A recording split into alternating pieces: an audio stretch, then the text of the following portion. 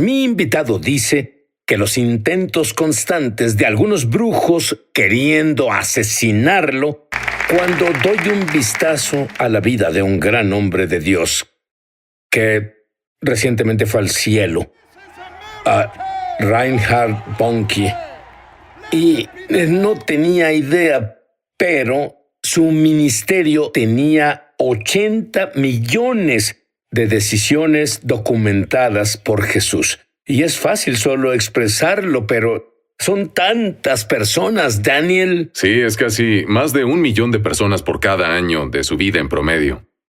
Ahora, a los 28, llevabas trabajando tiempo para Reinhard. A los 28, Reinhard te llamó y a tu esposa a una reunión. Antes de decirnos qué te dijo, ¿tenías una idea de que te diría eso en esa reunión? No, mi trabajo era detrás del telón. Yo llevaba su Biblia y cosas así. Y luego él me miró un día y dijo, tú fuiste llamado a evangelizar. Yo nunca compartí esto con él porque nunca quise que sintiera que tenía motivos ocultos. En mente no era así, mi ministerio era él. Le dije, sí, verá, cuando era un niño de 7 años sentí el llamado a las naciones para predicar el evangelio. Y él dijo, entonces debes hacer...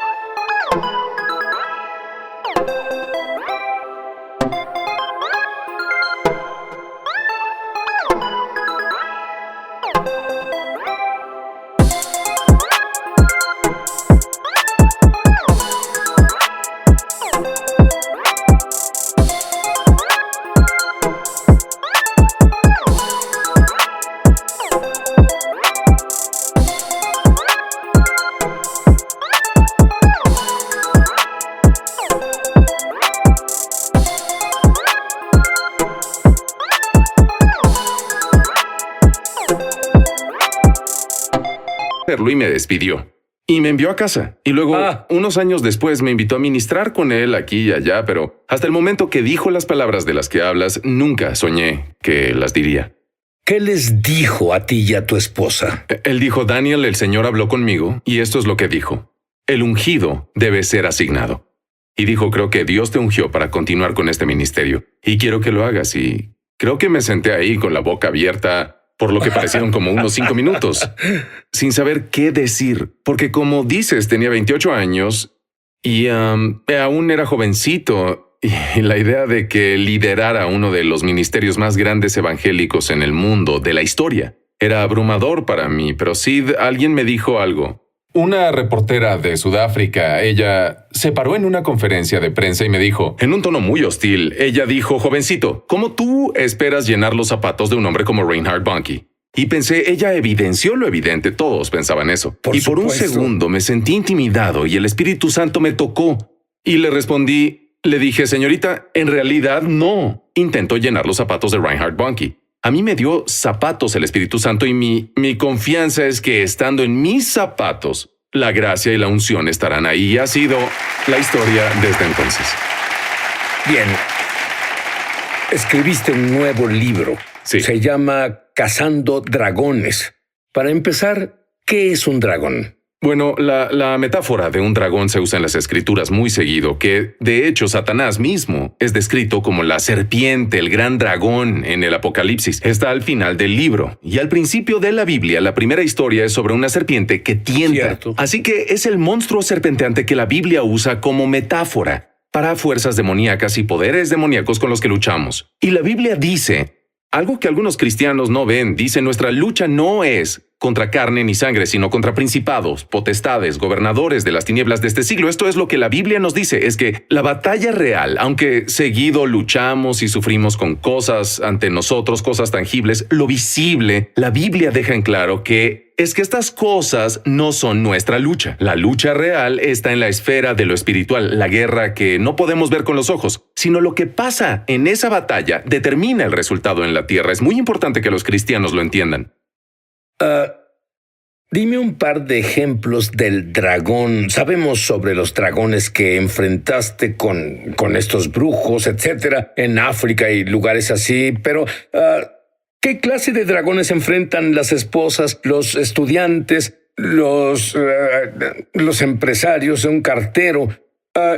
¿Qué clase de serpientes enfrentan? Bueno, leí una historia interesante en un periódico británico hace un tiempo. El encabezado, si lo parafraseo, decía: la pitón africana de un hombre, una pitón de 2,5 metros, llamada Tiny, lo mató mientras dormía. Y yo lo consideraba y pensé, bueno, la serpiente de ese hombre comenzó como su linda mascota que llevó a casa de la tienda de animales y la cargaba y la nutría y la crió. La bestia que al final le quitó la vida, y pensé, qué metáfora tan apropiada para lo que los cristianos y muchos creyentes y personas que lo experimentan, porque la realidad es que eso con lo que luchamos, cosas que nos destruyen, cosas como adicciones, cosas como el divorcio, problemas en relaciones, problemas con el trabajo, todas esas cosas, la oscuridad y ataduras que destruyen la vida de las personas, seguido inician como cachorros y somos los que los alimentamos, las nutrimos, las cargamos y luego terminan destruyéndonos. Una de las claves es aprender cómo identificar esas cosas al inicio que son pequeñas y matarlas al nacer, aplastar esos huevos. Ahora, has tenido un número, demasiadas personas que vienen y quieren herirte. Lo intentan, son sí. brujos, Sí. etcétera. Dime, elige algún brujo que vino a matarte, a asesinarte. Sí, bueno, también sucedió en Nigeria y el pastor local me contó luego el trasfondo, pero bueno, en África, ahí fue donde el vudú se originó. Así que es bien sabido que brujos, brujería, animismo, lo llamamos yuyu, que todo es brujería. Ahora, unas personas que nos ven ahora y piensan que eso que no es verdad, pero esto es muy real y demoníaco. Ven conmigo a un viaje a África y no hará falta convencerte, es real, es muy, muy real. Entonces, hay niveles diferentes de estos brujos, eso piensan los lugareños, y algunos creen que son buenos y algunos malos. Sabemos y entendemos que eso es del diablo. Ellos creen en buenos y malos. Esta señora era mala, aún según el vudú. Un pastor me dijo que conocía 10 personas que ella maldijo hasta la muerte. 2 de ellas eran sus parientes. Esa señora era temida porque su trabajo era poner maldiciones de muerte a la gente. Bueno, cuando llegamos a una ciudad para una campaña, suelen haber unas personas que no se alegran, y ellos son los brujos. ¿Por qué? Porque cuando llegamos es algo muy asombroso. Su brujería deja de funcionar. Un hombre fue a la campaña, un brujo. Estaba furioso. Dijo que su negocio es ir a su casa y tiene unas rocas en su jardín. Las compras. No le pagas dinero. Te paras en las rocas y oyes lo que él te dice que son las voces de aquellos que fueron tus ancestros. Él se nos acercó muy molesto, dijo, desde que vinieron a la ciudad a predicar, mis rocas ya no hablan más. Así que... Y para los que no entienden, si no son sus ancestros muertos hablando, ¿quién habla? La Biblia lo describe como rocas? espíritus familiares. Son demonios. De verdad, son demonios. De nuevo es de lo que Pablo hablaba. Contra esto luchamos. Son poderes demoníacos que no se ven, pero no obstante son muy reales. Volviendo a mi historia con la señora bruja. Había una reunión y ella vino al evento a maldecirme y asesinarme. Se paró a mi lado derecho ahí entre la audiencia. Yo predicaba. Ni noté su presencia. Y ella tenía unos talismanes y fetiches y amuletos, no sé qué eran, no me importa. Y estaba ahí a punto de lanzarme una maldición, así que de pronto, justo cuando estaba por maldecirme, el poder de Dios la golpeó y cayó al suelo, comenzó a gritar, serpenteando en el suelo como víbora, con espuma en la boca. Y entonces, nadie la tocó, nadie la tocó. Yo ni siquiera sabía que estaba ahí. Entonces fue que noté su presencia, vi una mujer loca serpenteando en el suelo, gritando, histérica. ¿Y qué crees que hice en un momento así? Seguí predicando y te voy a decir por qué. Había 500,000 de personas frente a mí. Pagamos por esa plataforma y no se la dejaría al diablo. Que él pague su plataforma. Así que seguí predicando, pero entrenamos a los pastores locales y esto es lo importante. La Biblia dice que perecemos por falta de conocimiento. Le enseñamos a los pastores locales qué hacer cuando esto pasa, porque inevitablemente pasaría. En un punto en esos 4 o 5 días de reuniones, los pastores la tomaron, la llevaron afuera a una tienda tras la plataforma El Pozo de Serpientes donde expulsamos a los demonios. Y esos pastores no debe ser un evangelista famoso que escribió un libro. Los pastores locales pudieron expulsar los demonios de esta bruja famosa y poderosa. La realidad es que Jesús dijo al creyente común: les doy autoridad Para pisotear serpientes y escorpiones y vencer todo el poder del enemigo. Nada les podrá hacer daño. Así que lo mejor de todo fue que llevaron a la mujer ahí a la plataforma, en vivo y todo en tiempo real. Justo fue liberada, la llevaron a Jesús, recibió a Jesús como su Salvador y se paró ante mí en la plataforma. Y de esta manera se presentó. Dijo: vine hoy a matarte. Y pensé: qué gusto conocerte. Y dijo: pero en vez de matarte, esta noche me volví creyente en Jesús. Porque hoy vi que tu Jesús es más poderoso que mi brujería. Y ese es el gran triunfo del Evangelio. ¿Y qué edad tienes ahora, Daniel? Tengo 38. Personalmente, él documentó 21 millones de decisiones por Jesús bajo su ministerio.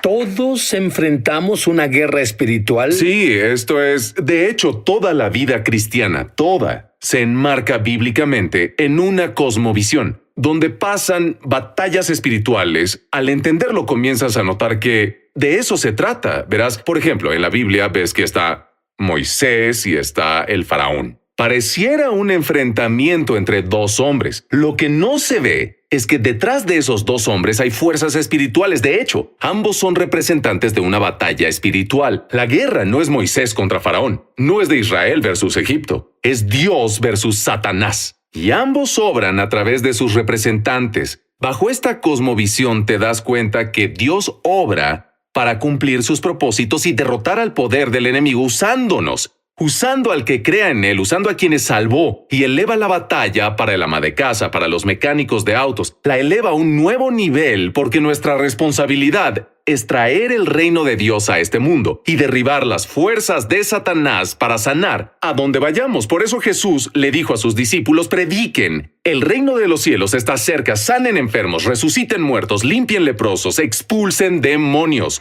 Recibieron de gracia, den de gracia. Esa es nuestra misión como hijos de Dios. Tú ya hablaste un poco de eso, pero mi capítulo favorito de tu libro es Cómo matar a tu mascota dragón. Sí. ¿A qué te refieres con eso? Sí, yo me divertí con este capítulo porque hay una película muy popular llamada Cómo entrenar a tu mascota dragón. Eso es lo que muchas personas hacen: entrenan y nutren a su mascota dragón. Debemos enseñarles a las personas cómo matar al dragón. Porque ya dije, si dejas que eso crezca, tal vez sea lindo ahora. Tal vez te devore Sí. después. Necesitamos que Dios nos dé la gracia para ver el final desde el principio y comenzar a tomar buenas decisiones en los momentos donde aún podemos encargarnos de esas cosas. Porque cuando un dragón ha crecido, es un monstruo. Es muy difícil ponerlo bajo control en nuestras vidas. Que Dios nos dé sabiduría. Por eso escribí este capítulo. Cómo reconocer esas cosas y cómo eliminarlas desde su origen. Y tú... Y enseñas que tenemos todo lo necesario para ser victoriosos y ganar. Sí. Daniel ha visto cada milagro en la Biblia múltiples veces. Aún muertos resucitar enseguida. ¡En el nombre de Jesús! Oídos sordos se abren en el nombre de... Estamos de regreso a su programa Es Sobrenatural. Entonces viste todos estos milagros que literalmente brotaron cuando Reinhard ministraba. Pensabas... ¿qué pasará si nada pasa? ¿Tenías Sí. ese pensamiento? Sí, tuve ese pensamiento y de hecho le pregunté al evangelista Bunky sobre eso. Me aterraba y dije, Pastor Bunky, ¿qué tal si nadie sana? Y lo que me contestó cambió mi vida, creo que cambiará la vida de otros. Lo que dijo fue, Daniel, si oras por 9 personas y ninguna es sanada, ora por la número 10 como si los anteriores sanaran. Porque tu experiencia no cambia la palabra de Dios. Y aprendí una lección ahí de un hombre de fe. Bueno. Sí. Aprendí que ser un hombre de fe no es siempre tener el resultado que deseas. Es que tu confianza está anclada a la palabra de Dios. Y quiero animarte, amigo mío. Tal vez aún no has visto ese avance que buscas en lo sobrenatural. Continúa. Sigue confiando. Sigue aferrándote a la palabra. Encontrarás tu avance y Dios no es hombre para que mienta. Él te ayudará en el nombre de Jesús. ¿Y por qué un gran énfasis en milagros? ¿Por qué? Bueno, pero eres evangelista, lo necesitas. ¿Por qué el creyente promedio debe caminar en milagros? Bueno, primero que nada, ¿por qué no lo harían? ¿Por qué una persona querría vivir en un nivel menor cuando hay todo un mundo de lo sobrenatural, una vida milagrosa en donde vivir? La vida cristiana es sobrenatural o no es nada. Porque ni siquiera sería salvado sin un milagro sobrenatural. Diría el milagro más grande de todos. Jesús dijo, el que no naciere de nuevo no puede ver el reino de Dios. El cristianismo, por diseño, es supernatural de principio a fin. Y no puedes estar en este mundo sin vivirlo así. Ahora, yo sé que has visto resucitaciones. Dime sobre un caso. Sí, bueno, interesantemente, el caso del que te voy a platicar se repitió esa experiencia hace 3 días. Y ¿cuál fue mejor? Creo que no, en bromeo. realidad... Digo, ¿cuál es mejor? ¿Cuál muerto fue mejor que resucitara?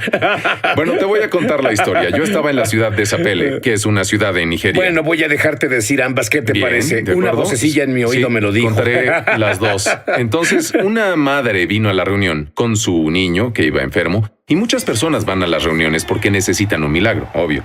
Así que los servicios eran muy largos, no son como en Estados Unidos, que entras y sales en 45 minutos. Las reuniones duran 6 horas. Así que durante la reunión el niño murió. El chico colapsó durante la reunión, ella trató de despertarlo, solo murió. Y había una tienda médica en el campo, ella lo llevó a esa tienda, los doctores lo examinaron, dijeron no hay nada que hacer, ya murió. Dijeron ¿por qué no se lo lleva al evangelista que él ore? Ella se paró ahí en los escalones de la plataforma por horas esperándome. Cuando yo bajé, él estaba muerto, totalmente. Bueno, de hecho su cuerpo ya comenzaba a oler mal. Y cuando yo bajé ahí...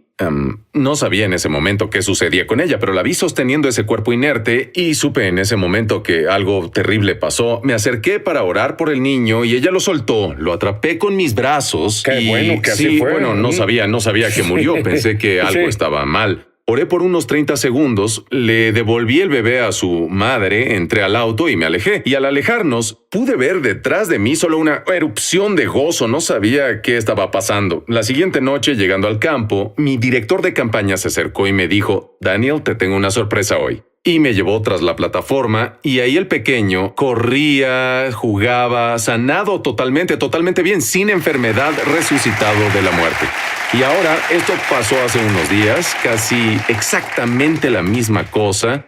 Estando en la última campaña en Nigeria, hace una semana, era una madre con su niña pequeña y puse más atención esta vez. Bien. Porque fue tan similar a la otra experiencia. Ella puso a su bebita en mis brazos y me aseguré de que no habían latidos, ya no respiraba, sus ojos estaban en blanco, una cara hermosa. Así que oré y le devolví la bebé a la madre. Unos minutos después, ella volvió a la vida. Así que esto es lo que vemos. Jesús vive, aún sana enfermos, resucita muertos y hace toda clase de milagros. Recibiste una palabra de Dios sobre lo que iba a pasar en esta década. Sí, el Señor me habló sobre esta década ya hace un par de años. Dijo, la siguiente década será una década de doble cosecha. Así que voy a explicar, cuando Dios da una palabra así, tienes 2 opciones. Puedes desecharlo como retórica de hiperfe exagerada o puedes aferrarte a ella con fe. Todo nuestro ministerio está aferrándose con fe, estamos creyéndole a Dios para que 150 millones de personas sean salvadas en estos 10 años. Y no solo eso, Sid, pero tengo fe en que la siguiente década va a producir el movimiento más grande de evangelismo en la historia del mundo. En 10 años el mundo no se verá como se ve hoy en día. No serán 1 o 2 grandes evangelistas haciendo grandes reuniones. Serán decenas de miles de personas por todo el mundo levantando una cosecha supermasiva antes de que regrese Jesús. Hay personas que son gigantes dormidos, son creyentes, pero son gigantes dormidos que nos están viendo en este momento. Quiero que les hables y los despiertes. Bueno, amigo mío, si eres tú, tal vez sabes que eres tú, tal vez sabes que aún desde niño hay un llamado en tu vida para un propósito. Sabes que tu propósito en la vida no es solo cobrar un sueldo, ir de 8 a 5 día a día, criar a tus hijos y luego morir. Tienes un sentir en tu espíritu que Dios te creó para hacer algo para la eternidad. Él te creó para hacer algo que importa. Recuerdo al evangelista Bunky que me dijo hace años que cuando él era niño, era uno de varios hermanos y uno de sus hermanos quería ser doctor y otro quería ser abogado. Pero cuando su papá le dijo, Reinhard, ¿qué quieres ser tú? Él dijo, papá, descubrí algo el otro día. Descubrí que con mis manos mortales puedo ayudar a construir el reino eterno de Dios. Y con mis labios mortales puedo ayudar a predicar el evangelio eterno. Amigo mío, escúchame. Solo una cosa importa en este mundo: vivir dentro de la voluntad de Dios. La Biblia dice, el que hace la voluntad de Dios permanece para siempre. ¿Cuál es su voluntad? Amigo, es muy simple. Pedro dijo que Dios no desea, no es su voluntad, que ninguno perezca, sino que todos procedan al arrepentimiento. Y Daniel dijo, los que enseñan justicia a la multitud brillarán como las estrellas por siempre. Quiero desafiarte a dejar de vivir por placeres bajos y la poca satisfacción de esta vida. Más bien aférrate al llamado para el que Dios te creó. Corre ya tu carrera, porque todo el cielo te anima, porque estos son los últimos días, porque es el mayor momento en la historia. Y digo, si no tú, ¿quién? Si no ahora, ¿cuándo? Si no aquí, ¿dónde? Ahora levántate y toma tu lugar en el nombre de Jesús.